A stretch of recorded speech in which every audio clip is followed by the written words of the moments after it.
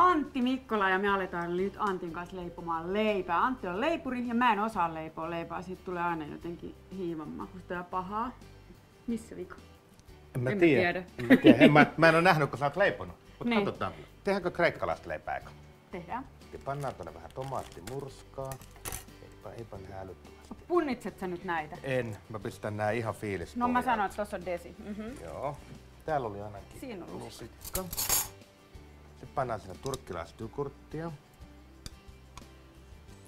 Tää on hyvä leipä, siitä säilyy todella hyvin tää jogurtin ja tomaattimurskan ansiosta. Mä sanon, että tossa oli 3 desilitraa. Suurin piirtein. Pannaan sinne vähän oliiviöljyä. Desin verran ehkä. Vähän vajaa desi. Sitten mä murskaan tänne vähän tätä fetaa. Mä tiedän, hienoa sokeri tai suolaa jos laitetaan, niin 20 grammaa litralla.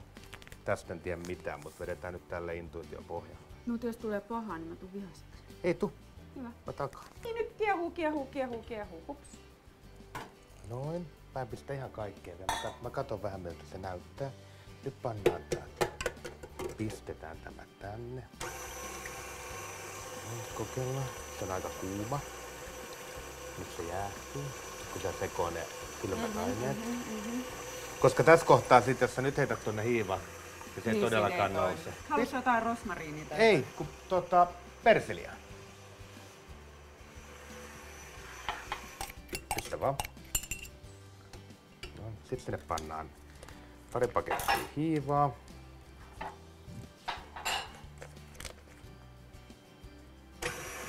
Vähän kanssa eikä täysille. Ei. Jos laittaa täysille, seuraava leivonnan vaihe on seinien pesu. Tää muuten tuoksuu ihanaa. Ja sit jos tässä vaiheessa sinne tulee liikaa jauhoja, niin sit pistää vähän vettä sinne sekaan. Ja nyt se saa pyöriä tossa 8 minuuttia. Okei. No niin, nyt vähän lisätään jauhoja tänne pikkusen, kun toi fetasta tulee nestettä, niin se löystyy tuo taikina.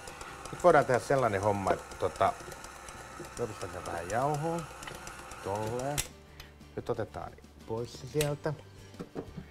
Nyt vaivataan tätä vähän tässä, niin saadaan tähän. Vien tän masinan veke, niin saat lisää tilaa. Noin, saadaan se pyöreäksi. Nyt se saa hetken levätä.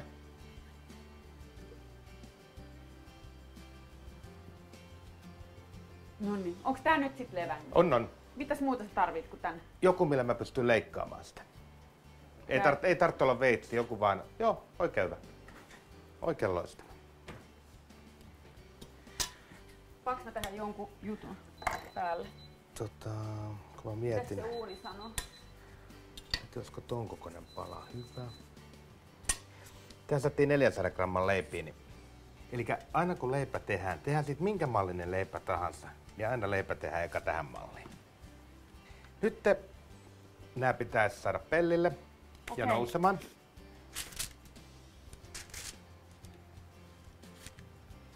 Oi, sehän on ihan kuin ammattikaappi. Tossa on jopa tommoset, mutta joo. Noin. Nyt ne saa sen puoli tuntia nousta ainakin. Okei. Mene sormiin polta. Toi on se mun tekemä. Okei. Tän voi panna. Joo, laita siihen se. Ja paksa uunin sitten lämpeämään. Niin. Joo, eli haluatko sä sen miten nyt? Pannaanko se höyryn kanssa? Ei, kun ylälämpö, alalämpö, grilli. Keskilämpö ja 220 astetta. Eli ihan niinku normaali. Joo, ja kiertoilma.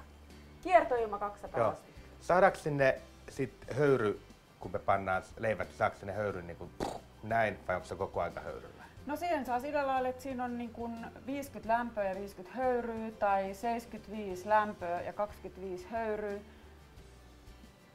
Ja sitten joku kolmas vaihtoehto, mitä mä en muista. Miten sä haluaisit? Vähän höyryä. Okei. Niin saadaan kiva pinta siihen. Pannaan vähän jauhoa siihen, sen verran ettei tartu käsiin. Sitten vähän lätistetään. Näin. Mä en voi katota tehdä. Sitten pannaan vähän oliiviöljyä siihen. Tai pistetään. Noin. Suditaanko sitä? Joo. Sitten sudit sen siihen pintaan.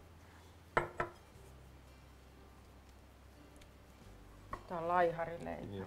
Olkoon. Sitten sitä fetaa jääkaapista. Pannaan vähän sormisuolaa.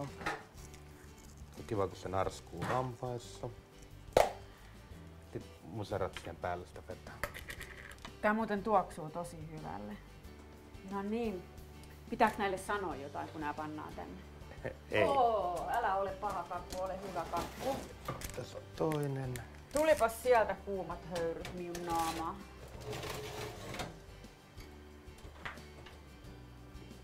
Noin. Ja nyt ne saa olla sen puolisen tuntia siellä. Siellä ne paistuu. Alkaako olla? Kyllä.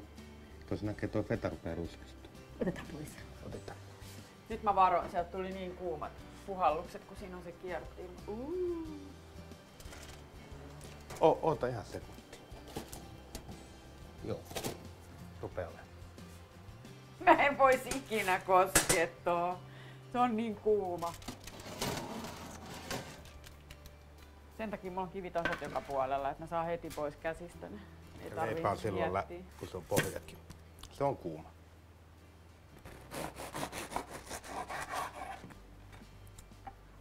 Katso, kun on nätti punainen väri.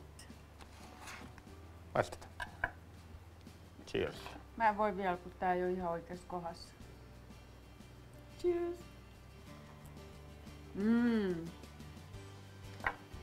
Ihana tuossa pinnassa tuo suola, että maistuu niinku heti. On ihanaa. Suola olisi saanut ehkä vähän enemmän. No ei mun mielestä, kun mä panin tän ekana suuhun. Mut No siinä on- sitähän voi ripotella Niin siihen voi. päälle. Ja sit kun tuo feta on, niin se antaa siihen suolaa.